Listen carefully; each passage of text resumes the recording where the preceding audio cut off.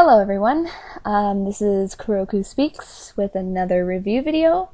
I apologize that these are all really late this week. As I said in my last video, I've been really busy. I've been booked up with all kinds of stuff, and I have a puppy we're getting tomorrow, so we've been getting ready all week for that, and it's just a big collage of stuff.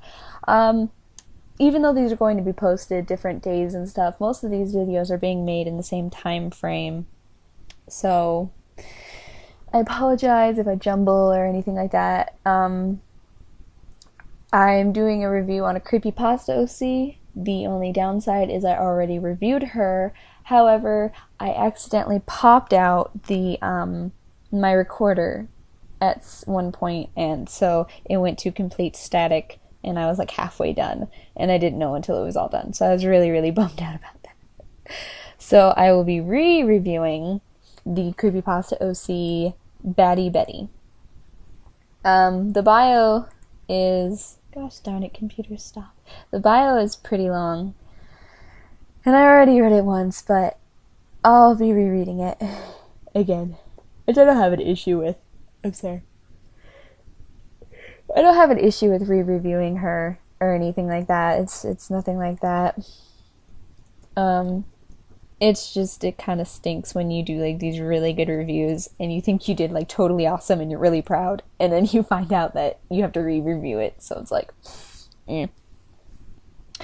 Anyway, let's get into this one. Name: Bethany Jones. Ow. Nickname: Batty Betty Bat Bitch. Age 18, height 5 foot 6 inches, weight 145 pounds, sexuality bisexual, appearance, she has tan skin, 3 small scars on her face, blue hair, usually worn in a ponytail. She has bright golden eyes. She has a slight medium bust. Excuse me, my words just stopped there. Size 36B. She has an athletic body build. She is usually seen in the following outfit. And I will have, of course, the images playing through the video, so you'll see Batty. First of all, I want to point out, and I noticed this in the bio when I read it last time, that you didn't give an example of the why she got the 3 scars. You didn't explain why she got the 3 scars on her face. And I'm pretty sure you haven't updated this at all, as far as I know. But you didn't explain how she got hers 3 scars. She just randomly has 3 scars. And I think you should at least explain it, like, even if it's just an insignificant thing. Maybe she got it, like, as a kid or something. I don't know. Like, you probably have something for it, but you need to kind of explain how she got those. Attitude. She is a bit of a punkish attitude. I think you mean she has a bit of a punkish attitude with a bit of a prankster side. Okay, killing style. She usually will start by breaking her victim's legs, then their arms, then bashes the sides of their ribs. She says bashing the head in for last so she can enjoy their agony and look of sorrow on their face before she wrecks it. Well then, that sounds like a tedious process. Ow. Weapon choice. Mainly uses bats. Most commonly used weapon is a metal bat with large nails at the end. You know, if you want it, like, I'm not saying you have to change it, but, like, if you wanted, like, another type of bat she could have, this is gonna sound totally horrible. It was, like, one of the worst experiences of my life.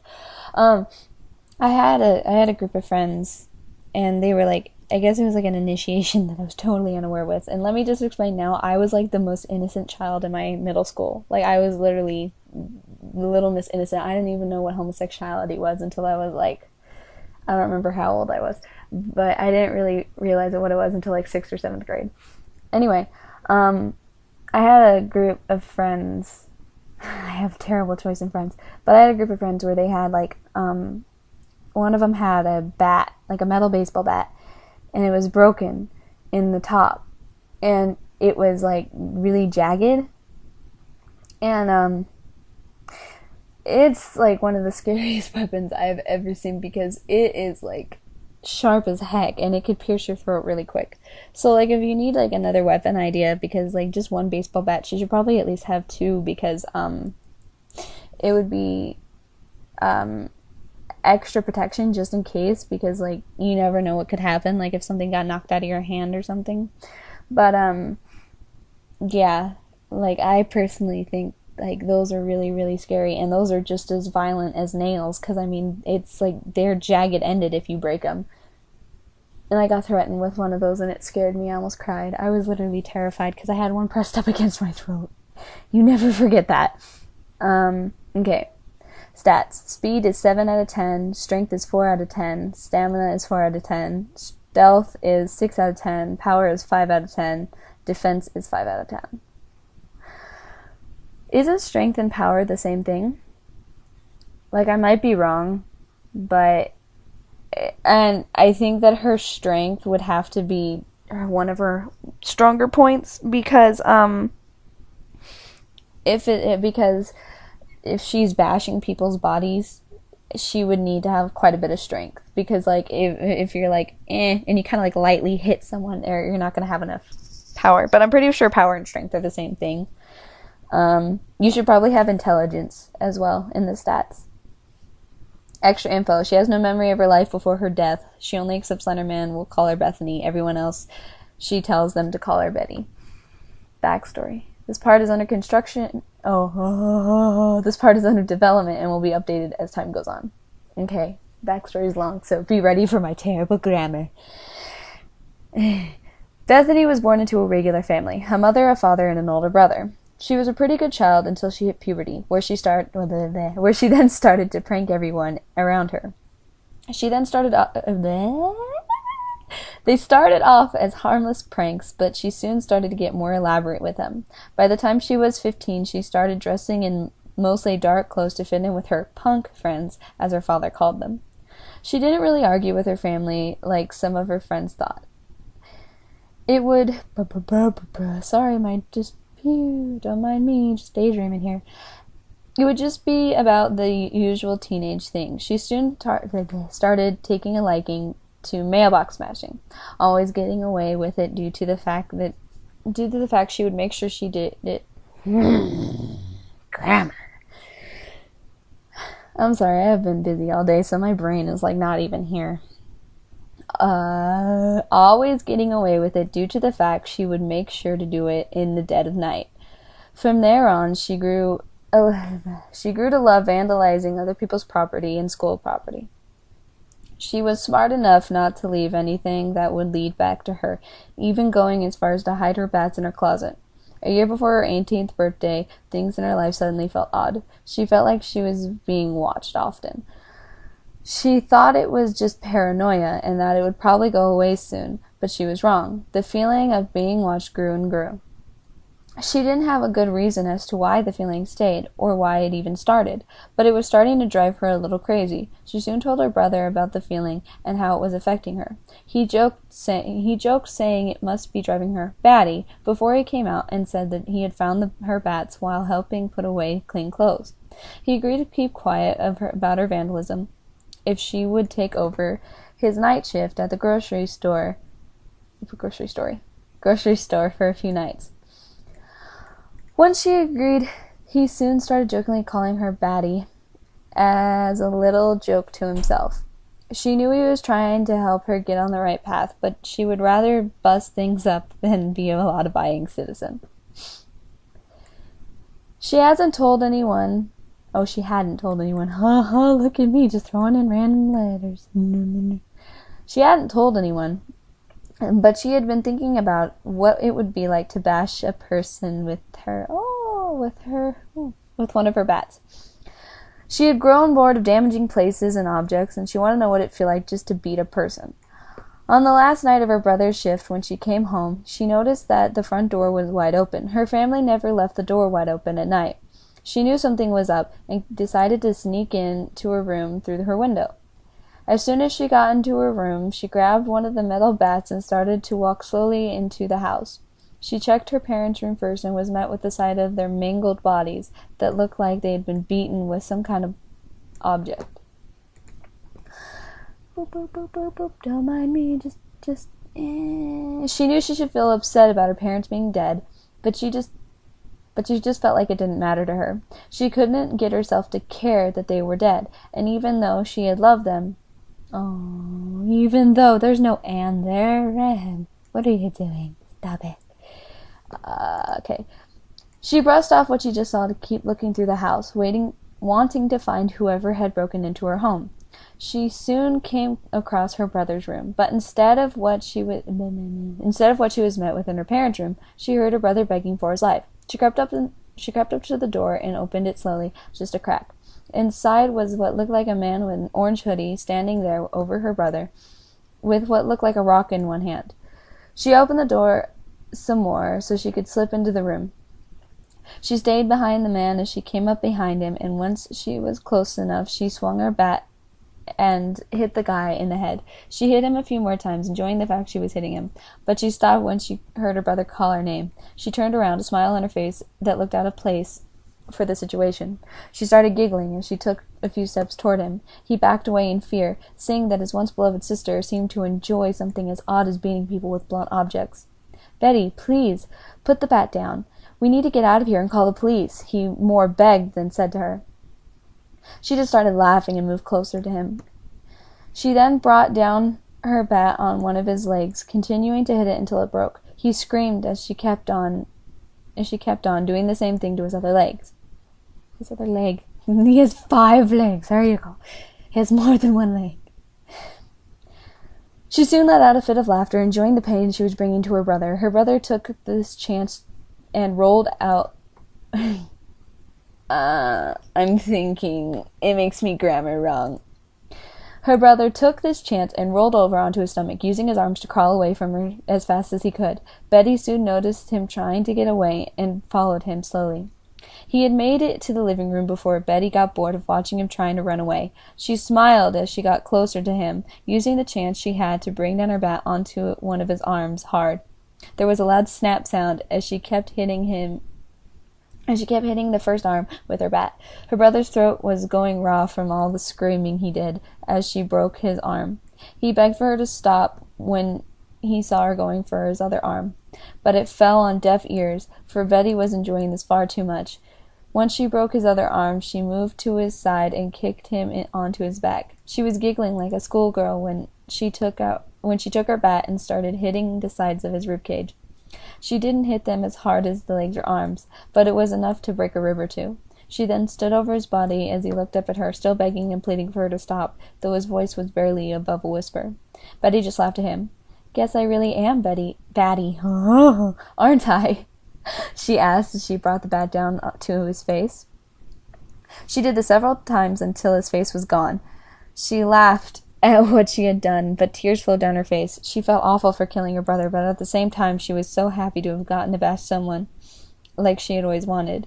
She didn't get time to bask in the aftermath because someone else who was in the house hit her hard on the back of the head. Betty didn't know how much time passed, but when she came to, a man with no face in a black suit was standing over her. She was confused when she saw him, not just because she didn't know who he was, but she didn't know where she was, or anything other than her name. "Who are you? Where am I?" she asked the man, not really sure if he could even reply to her questions. "I am Slenderman." "As for where you are, I don't think that is important," the man, Slenderman, said. "Come with me, Bethany," he said as he helped her stand up. She noted how tall he was. She nodded, not really sure what else to do. She picked up the bat she saw on the floor and followed Slenderman to what she guessed would be a new life, since she had no idea what her old one was like. Okay, so this hasn't changed since I last read it. I last read it like a week or two ago. And then I got mad because I kept getting interrupted, so I couldn't review anything. I'm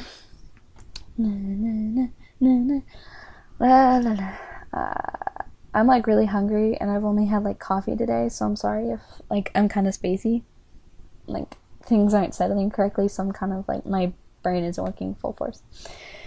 Okay, well, first off, I feel like her prankster personality should have been something she had from the beginning. So, like, maybe from the very beginning she had an impish personality where she kind of liked to pester people and kind of, like, just pull little pranks and stuff. And then when she hit puberty, things started to take a turn.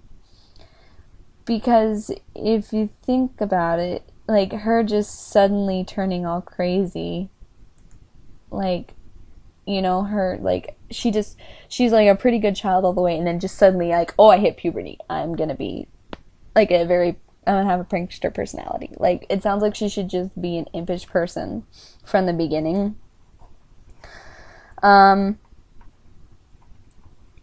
punk friends and stuff sounds pretty good. I mean, her clothes work well. And she's not one of those people where it's like, oh, it's because she cuts herself, so she covers her arms. So much angst. I'm sorry, but that's actually a really annoying thing when, like, all the characters cut themselves and stuff. It's like, okay, you know what? Not everyone in the world cuts themselves, and I'm pretty sure a bunch of serial killers wouldn't be sitting there cutting themselves.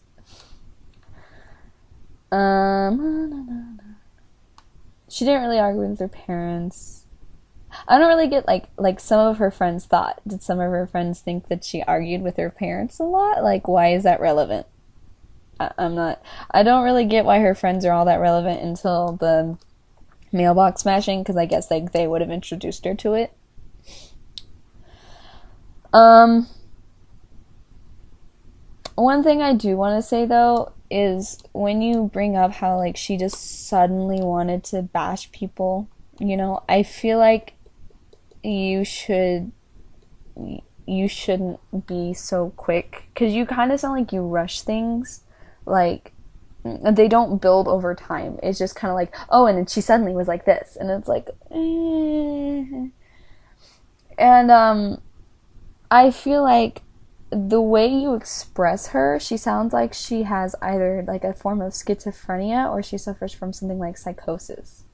Because for her to just have, like, a 360 change like that, because it sounds like something in her head snapped. Like, oh, I gotta hit this guy, now let me go beat my brother, So maybe, like, she, like, as time went on, maybe she got into, like, gore, like, like, scary movies and scary games and stuff, and maybe she started to become desensitized to it. So then, she stopped, like, seeing it as so taboo, and then she started to want to try it, but she never really had the guts to go out and do it.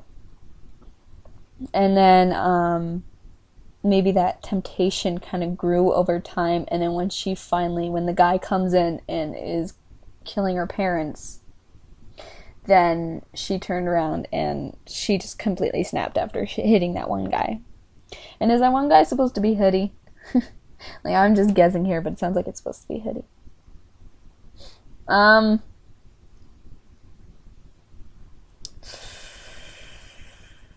I know, like, I reviewed this a lot better the last time I did it, but, like, I don't remember, like, half the stuff I said. Give me a minute. I think you should clarify what kind of amnesia she has. You don't have any weaknesses or strengths kind of thing. Like, I think you should have, like, a strengths and weaknesses thing. Like, because right there you could say that her amnesia could kind of be a weakness. Because, like, if anyone knew that she was the one who hurt her brother, because if you think about it, since she kicked her brother, they could technically kind of get something off of that, maybe. And then they could go and claim that, she's, like, a wanted criminal. And then she wouldn't know it because she has amnesia. I don't know, I'm just throwing out stuff. Her attitude, you need more for her attitude. Because, like, oh, yeah, she's punkish, and she's at a prankster side, but, like, is she hot-headed? If she does suffer from something like schizophrenia or psychosis, then does she have, like, really quick 360 personality change? I know I bring this up a lot, but I actually have an OC with paranoid schizophrenia and psychosis, and, like, she has these really big emotional changes. Like, certain words trigger her and they make her mad. Like, if people bring up the word crazy or call her crazy, she, like, snaps. So maybe, like, your character has something like that. I'm guessing she's a Slender proxy. Okay, am I right? Because it sounds like she might be. I don't know. This obviously, it sounds like she takes place somewhere, you know, like that Slender High School kind of thing, you know.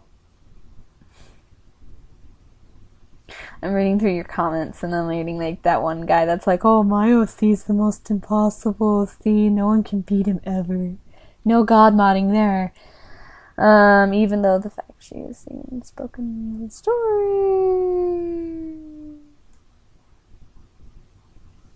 So anyway, I see that you have like facts and stuff, but I don't think it really answers any of my questions.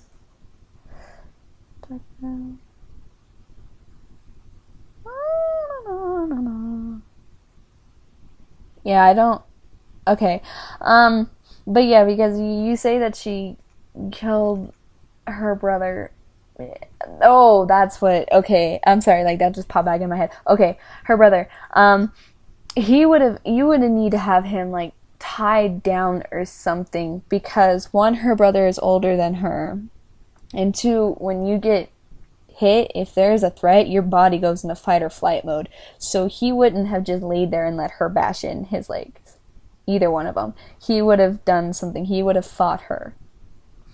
Because even if he was caught like a deer in the headlights, again, the fight or flight instinct kicks in like right away, and so he would have been resisting her and he would have been pushing her and trying to get her off of him. He would have run. So maybe like have he was tied down or something like that where he couldn't get up right away. Or maybe he had like his hands tied so he couldn't just like, you know, push her off or anything like that. Like he could kick and flail, but he couldn't get away from her. Because right there, that just sounds like he just laid there and was like, no, quit it. Ow, stop. That hurts. Yo, quit. Please. Please. You know? Okay. So it sounds like he just kind of like laid there and let her hit him. Her killing style sounds just a little bit tedious. Like, maybe you should describe what her killing style is if, she doesn't have that much time. Like, does she just bash in their head and she doesn't like it? Because then she can only bash in their head. But you need to have, like, her long style is that, but her quicker style. Because there's always going to be some people that you want to kill that you're going to have to they're going to have to kill quickly. So since like most of the others have like quick killing styles, maybe you should give her a long one that she likes to use, but a quick one that she uses when she only has so much time. I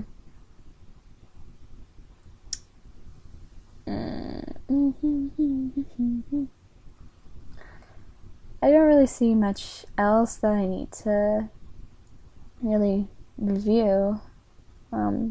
It's not about OC, like, it's interesting. To be totally honest, I don't like the ending of her bio. Like, I'm not saying, like, oh, you have to change it right now. I'm just saying, like, I personally don't think it really works. Like, I would think maybe, like,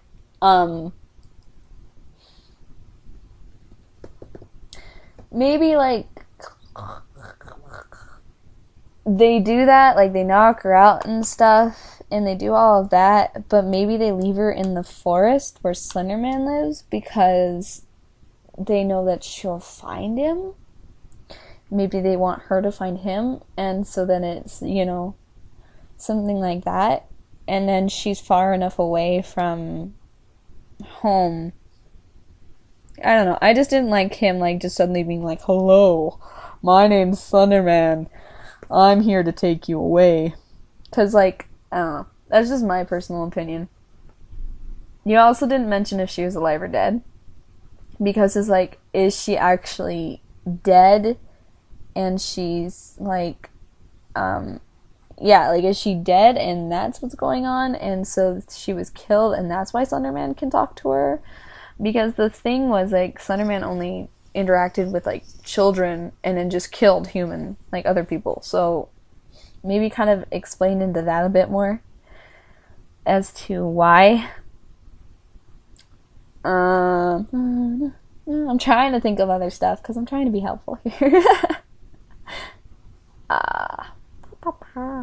the the weight and stuff is good. You didn't make her like a skinny mini or anything, which is nice. Mean uses bad. You should probably describe any other weapons on her though, because like if she has like a knife or anything like that, because that would be useful. Excuse me, so yawn. Because it says like right here, she has no memory of life before her death. So is it like, and it's in quotation. So is it like, did she actually die, or is she alive, or like you should probably explain that better into the bio, if you would kindly. But that's just, I don't know.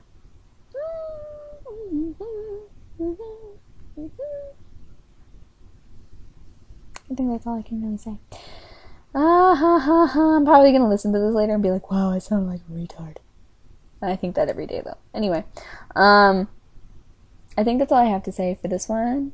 And thank you for listening. And the next review will probably be up tomorrow. I'm probably gonna upload like all of them either today or tomorrow. Today's Saturday, by the way. So I'm probably gonna try and upload 3 because I didn't mean to, and I mean I've been busy all week, so I haven't uploaded anything all week. So anyway, thank you for listening. I hope that this review helps you in some way. I will leave links in the description to the bio, and I hope that this was somehow useful. And with that, I shall sign off. Kurokku out.